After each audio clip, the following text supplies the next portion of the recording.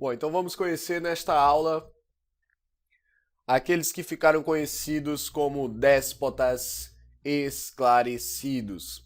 E para que você não precise decorar, déspota significa um tirano. Um tirano esclarecido. Esclarecido, essa expressão aqui, ó, esclarecido, iluminado, ela recorre ao iluminismo, tá bom? As ideias, ó, iluministas, as ideias mais ligadas ao liberalismo político e econômico, ok? Então, esses tiranos, esses reis, esses monarcas, eles praticaram algumas ideias do iluminismo. Vamos ver aqui, ó. A partir da segunda metade do século XVIII, muitos estados absolutistas, aquele famoso absolutismo monárquico, onde todo o poder está concentrado na mão do rei, buscaram praticar alguns princípios do iluminismo. E aí você diz, Diego, são duas coisas que não tem como caminhar junto. Eu não consigo enxergar, professor, como é que um absolutista, um monarca, ele pode aplicar algum princípio iluminista que é liberal. Os princípios iluministas são liberais. Então, eu não posso enxergar essas duas coisas caminhando juntas. De fato, é um pouco complicado. Mas esses monarcas, eles não colocaram os princípios iluministas totalmente à prova, né? Totalmente em prática, não. Eles não abriram mão do seu próprio poder absoluto. Na realidade, o que eles faziam era maquiar o absolutismo monárquico com a ideia mais ligada ao liberalismo político. Era uma forma de manter-se no poder, era uma forma de arrastar-se no poder, porque diversas monarquias na Europa estavam caindo. Era uma forma de manter essa estrutura social aqui, ó, essa estrutura social do primeiro e segundo estado, né, sob a exploração do terceiro estado, que é o povo. De certa forma, eles tentaram, na verdade, foi se arrastar no poder. Ok? No antigo regime, esses governantes, a vontade do governante se confundia com a vontade do Estado. O regime absolutista, como já diria a expressão do absolutismo, que é Luís XIV, o Estado sou eu. Ou seja, toda a vontade do Estado é a minha e acabou. Né? Essa era a prática do monarca absolutista, ok? Enquanto o povo, o terceiro Estado, estava passando fome. Né?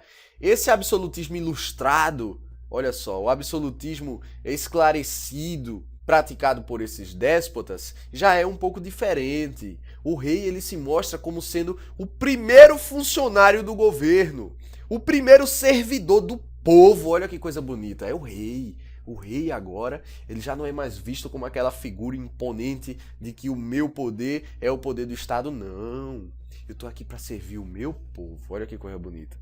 Né? Eu estou aqui para servir o meu povo. O interesse pessoal, ele é substituído pelo interesse de todos. Eu estou aqui para fazer a vontade do meu povo. Olha só que coisa bonita, né? Então os reis, esses déspotas, esses monarcas, eles faziam isso sem abrir mão do próprio poder absoluto, tá ok?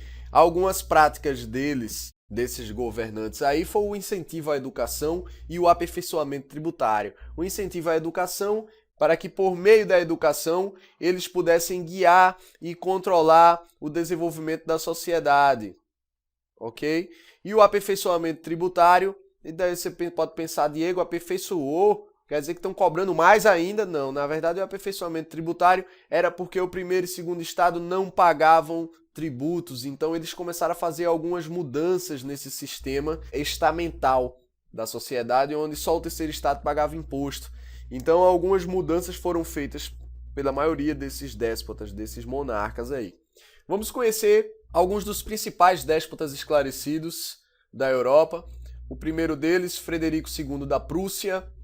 A Prússia, que era um reino próximo das regiões onde hoje é a Alemanha, ele aboliu a tortura entre os seus prisioneiros, e é muito interessante pensar num prisioneiro de um rei, porque o rei nem sempre o prisioneiro de um rei era um bandido, poderia ser um inimigo político, alguém que criticava o absolutismo, de repente era preso e o cara era torturado, morto lá dentro, não podia ser feito nada.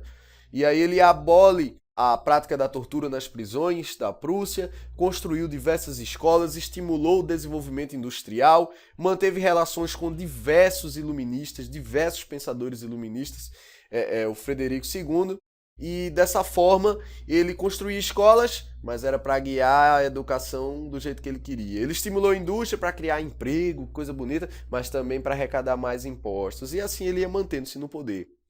Catarina II da Rússia, marcante entre os déspotas esclarecidos, que ela tinha um grande poder de articulação política, construiu muitas escolas e hospitais, modernizou a cidade de São Petersburgo. A cidade de São Petersburgo ela foi um dos primeiros centros industriais no início do século XX. Então, se ela se torna um dos primeiros centros industriais no século XX, é porque exatamente no século XIX ela já tinha passado por esse processo de modernização urbana, tá bom? Então, Catarina II tem um pouco dessa responsabilidade aí da modernização de São Petersburgo, além de manter também intensa correspondência, olha só, as figuras com quem ela se consultava, de colher propostas, de colher ideias do que ela poderia fazer no governo dela para se tornar um pouco mais aceitável a ideia de ser governado por um monarca. Então ela manteve intensa correspondência com o filósofo d'Alembert, com Voltaire e com Diderot, que são filósofos responsáveis também pela compilação da enciclopédia. Tá bom? Catarina II também confiscou terra da igreja, doou entre o povo. A ideia de separação de igreja e Estado, ela começou a promover isso aí em seu reinado. Por último, mas não menos importante, o José II da Áustria, que também reduziu a influência da igreja, confiscando suas terras e distribuindo-as entre o povo. O que se observa, pessoal, você fera do vestibular aí, se confundem algumas questões sobre Renascimento e Iluminismo, e nós já falamos que o Iluminismo ele é marcado pela intensa crítica ao poder da Igreja Católica. Nós já falamos em alguns momentos que a Igreja Católica chegou a ser dona de 2/3 da Europa. Imagina você dividir o continente europeu em 3 e a Igreja ser dona de 2/3 dessa aqui. Os iluministas criticavam esse poder da Igreja e aí muitos monarcas aproveitaram que os iluministas criticavam a Igreja para então confiscar suas terras e se separar mais da influência da Igreja Católica, para que então os monarcas pudessem reinar de acordo com a sua vontade e não de acordo com as determinações do Papa, que era muito influente na sociedade. Então eles reduziram a influência da igreja, confiscando suas terras, distribuindo entre o povo. José II também promoveu a libertação dos servos. Olha só, na Áustria ainda tinha muita gente que trabalhava sob o regime de servidão medieval e ele promoveu a libertação desses servos, para virar mão de obra assalariada. Promoveu também o aparelhamento militar e o início da carreira militar com o serviço militar obrigatório. E isso é importante porque a criação de uma carreira militar, ela cria uma nova classe social, E aí vira uma oportunidade de ascensão. A pessoa pode nascer pobre e se tornar militar, galgando os passos, aos poucos se tornar alguém mais influente na sociedade, como por exemplo o Napoleão Bonaparte da vida. Simplesmente o Napoleão Bonaparte, um homem que dominou toda a Europa, era militar. Então, o serviço militar obrigatório também trazia alguns benefícios sociais, aí, além da proteção, que a proteção é um interesse burguês. A segurança é sempre um interesse burguês, porque o comerciante não quer ser roubado. Então, é o que temos a falar a respeito dos déspotas, os tiranos que abrem mão de pouco do seu poder para se manter-se nele, ok?